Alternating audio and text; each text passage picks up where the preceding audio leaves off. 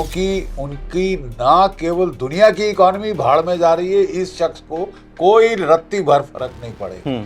और इन्होंने पाकिस्तान का बखूबी इस्तेमाल किया है ईरान को लल करने के लिए इनटू दिस फीलिंग, क्योंकि ये टैक्टिकल सरप्राइज गेन करना चाहते हैं। लड़ाई बढ़नी नहीं चाहिए, नहीं तो ये बहुत बढ़ सकती है।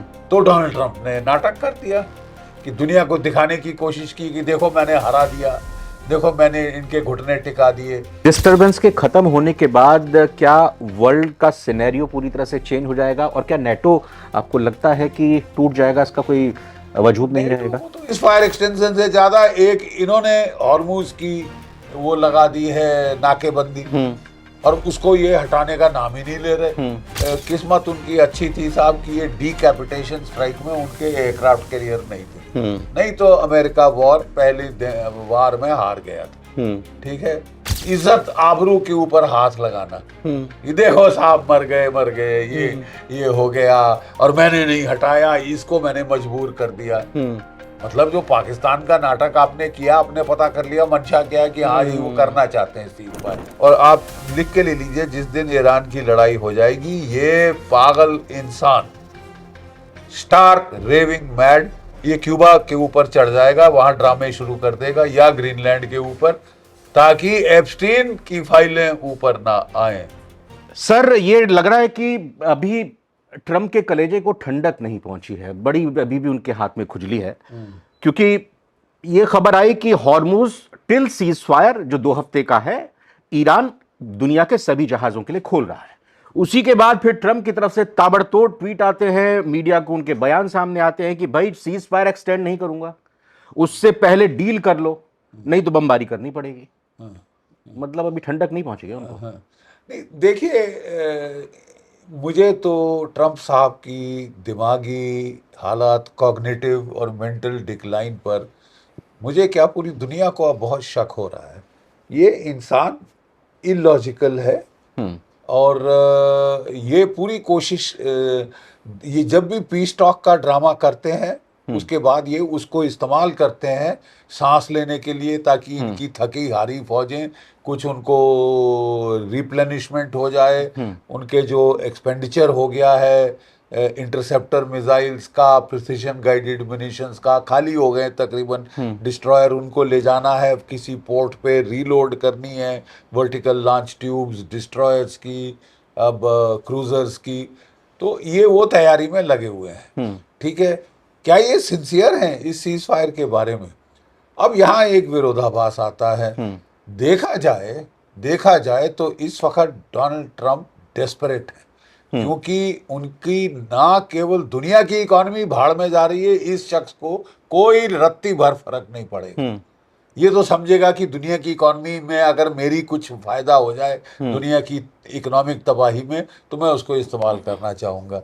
और इन्होंने पाकिस्तान का बखूबी इस्तेमाल किया है ईरान को लल करने के लिए इनटू दिस फीलिंग, क्योंकि ये टैक्टिकल सरप्राइज गेन करना चाहते हैं जब ये दोबारा हमले शुरू करें। ठीक है, टैक्टिकल सरप्राइज गेन करना चाहते हैं। और क्या ये सिंसियर है? सिंसियरिटी तभी दिखेगी जब सीज फायर एक्सटेंड होगा। सीज फायर एक्सटेंशन से ज्यादा एक इन्होंने हॉर्मुज की वो लगा दी है नाकेबंदी, और उसको ये हटाने का नाम ही नहीं ले रहे, दूसरे से हटवा लिया। इन्होंने पाकिस्तान को भेजा, भाई क्या बातचीत हो जाएगी, जहां इनको पाकिस्तान से सिग्नल मिला, हाँ जी ये दे आर एमिनेबल। ठीक है साहब, लगता है काफी मार पड़ चुकी है। ईरान की सेंट्रल बैंक ने कहा है कि हमको 12 साल लगेंगे कंट्री को रिकंस्ट्रक्ट करने के लिए, और हम उसके बीच में सारे अपने एक्सपोर्ट बंद कर रहे हैं, सब कुछ इनवर्ड ड्रॉ कर रहे हैं, क्योंकि अब हमको इनवर्ड डैमेज रिपेयर करना होगा। Economy will have to look inwards. ठीक है, तो वो एक्सपोर्ट ही बंद कर रहे हैं। ठीक है, अब ये जो इनवर्ड टर्निंग सिग्नल है ना, सैनिक इतिहास के जरिए के मुताबिक ये एक बहुत खतरनाक सिग्नल है। ये देखिए, मैं आपको इसका एक मिलिट्री पैरेलल देता हूँ जी। मिलिट्री पैरेलल बहुत जरूरी समझने के लिए। जापान जुलाई 1941 सारा तेल अमेरिका देता था, और अमेरिका ने पूरा तेल रोक दिया, ब्लॉकेड लगा दिया इकोनॉमिक जापान का। जापान ने नाटक किया कि भाई हम नेगोशिएट कर रहे हैं, लेकिन वो समझ गए कि हमारी तबाही तो तय है। हम्म। तो जितना हम नुकसान दे सकते हैं हम कर लें उसके पहले। ठीक है। ठीक है साहब, क्योंकि हमारी ये जहां इन्होंने तेल हमारा रोक दिया, हम गए काम से। पर्ल हार्बर हो गया। जुलाई के महीने में तेल रोका और उन्होंने दिसंबर 1 दिसंबर 1941 पर्ल हार्बर का हमला करके हिला दिया। अमेरिका के सारे बैटलशिप सिंक कर दिए। और ये किस्मत उनकी अच्छी थी साहब कि ये डीकैपिटेशन स्ट्राइक में उनके एयरक्राफ्ट कैरियर नहीं थे, नहीं तो अमेरिका वॉर पहली वार में हार गया था। ठीक है। और फिर आप सब जानते हैं न्यूक्लियर दर्जे तक वो लड़ाई गई।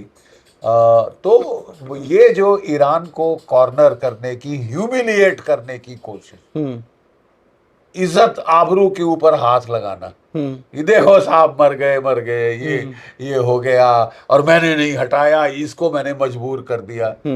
मतलब जो पाकिस्तान का नाटक आपने किया, आपने पता कर लिया मंशा क्या है कि हाँ ये वो करना चाहते हैं, सीज फायर करना चाहते हैं, तो इसका मतलब कमजोर है, मैं नहीं करूंगा। ओके। ठीक है। उन्होंने हॉर्मुज भी ओपन करने का ऐलान कर दिया, फिर आप ये वैसी बात कर रहे हैं। जब उन्होंने हॉर्मुज ओपन करने का ऐलान, इन्होंने पाकिस्तान के थ्रू प्रेशर डलवाया। चीन भी कह रहा था हाँ यार कर लो, रूस भी कह रहा था कर लो, लड़ाई बढ़नी नहीं चाहिए, नहीं तो ये बहुत बढ़ सकती है। तो डोनाल्ड ट्रंप ने नाटक कर दिया कि दुनिया को दिखाने की कोशिश की कि देखो मैंने हरा दिया, देखो मैंने इनके घुटने टिका दिए। और घुटने टिका दिए जब आप बोलोगे तो फिर साहब वो जो रिटेलिएट करेंगे, उन्होंने भी बोल दिया भैया ये जो हम दे रहे हैं कंसेशन, ये 22 अप्रैल तक है। जब तक सीज फायर चलेगा, जहां सीज फायर खत्म होता है सब all bets are off, everything is back to square one and we will start hitting. Disturbance के खत्म होने के बाद क्या वर्ल्ड का सिनेरियो पूरी तरह से चेंज हो जाएगा, और क्या नेटो आपको लगता है कि टूट जाएगा, इसका कोई वजूद नहीं रहेगा? तो इन्होंने ऑलरेडी खत्म कर दिया है। वो बिल क्लिंटन का जरा आप कल देखें पॉडकास्ट, कहता है कि सबसे बड़ी तबाही जो डोनाल्ड ट्रंप ने करी है वो नेटो सबसे सक्सेसफुल अलायंस थी, इसने नेटो को तबाह कर दिया। नहीं, लेकिन सर कैसे सक्सेसफुल, जब मुश्किल की घड़ी में आपके साथ नहीं आया कोई, तो फिर क्या बनाएगा? मुश्किल की घड़ी किसने पैदा करी? तो आपने पूछा था उनसे? नहीं, मुश्किल की घड़ी में साथ नहीं आया। Did you ask them before starting this war? अपने दोस्तों को बता के की जाती है कि भैया है तुम भी तैयार रहो, ये है मेरा क्या जब फंसे तब ज्यादा ही। वो लड़ाई के पहले कर दिया जाता है। इनने कहा ये चमचे आएंगे, इसने इतनी इंसल्ट करी है। स्कूल मास्टर जैसे वो सारे प्रेसिडेंट प्राइम मिनिस्टर अपनी क्लास लगा दी। अरे साहब कोई तरतीब, कोई तरीका होता है? अपने ऑफिस में बैठ गया अपनी कुर्सी पे, जैसे क्लास लगाते हैं, इतना ह्यूमिलिएट किया है कि कोई हद होती है बर्दाश्त की। वहां के लोगों ने भी बोला तू जा बाढ़ में यार। जितना इसने नुकसान किया है, देखिए structurally which was the cheapest oil and gas for Europe? रूस की, जियोग्राफिकली क्लोजेस्ट। ट्रांसपोर्टेशन ये इसने बंद कराई। बाइडन ने वो उड़ा दी पाइपलाइन नॉर्ड स्ट्रीम कि मतलब ना रहेगा बांस ना बजेगी बांसुरी, इनको मेरे से गैस खरीदनी पड़ेगी। अब ये भी अपना हित हर कोई सोचता है कि भाई मेरे को 5 गुना ज्यादा लगेगी, मेरी तो जो इकोनॉमी मंदी आ रही है वो तबाही पे आ जाएगी। उन्होंने गल्फ से खरीदना शुरू किया, तो गल्फ में लड़ाई कर दी बगैर इनसे पूछे। और फिर बोला तुम आ नहीं रहे हो, तुम आ नहीं रहे हो। दोनों तुमने हमसे पूछा था? नहीं। और आप मतलब अपने हमको अपने बाप का नौकर समझ लिया है। मैं चुटकी बजाऊंगा इधर, चुटकी बजाऊंगा उधर, नाचो। मैं बोलूंगा जंप तो आप बोलेंगे हाउ हाई सर, कितना ऊंचा जंप करूं। तो इज्जत आबरू हर देश की होती है भाई। अब वो भी पुराने देश हैं, काफी सदियों पुराने देश हैं। अब उन्होंने भी बोल दिया है जा भाड़ में। पर ट्रम्प तो कह रहे हैं मुझे क्यूबा के लोग पुकार रहे हैं, 50-70 सालों का इंतजार है, मैं पूरा करूंगा उनका। अब अगला टारगेट क्यूबा है, ग्रीनलैंड है, क्या होगा? अगला टारगेट क्यूबा है। वहां पे साइबर अटैक हो चुका है, वहां पे ब्लॉकेड करने की इसने कोशिश कर दी थी अभी से। और आप लिख के ले लीजिए, जिस दिन ईरान की लड़ाई हो जाएगी, ये पागल इंसान स्टार्क रेविंग मैड ये क्यूबा के ऊपर चढ़ जाएगा, वहां ड्रामे शुरू कर देगा, या ग्रीनलैंड के ऊपर, ताकि एप्स्टीन की फाइलें ऊपर ना आए। कम से कम इन 4 साल जब तक वो राष्ट्रपति। अब जो 3 साल रह गए राष्ट्रपति के, वो कोई ना कोई ड्रामा डिस्ट्रैक्शन करता रहेगा। बात अब ये रही कि कब तक अमेरिका के लोग इसको सहेंगे। सारा दारोमदार अमेरिका की आवाम के ऊपर है।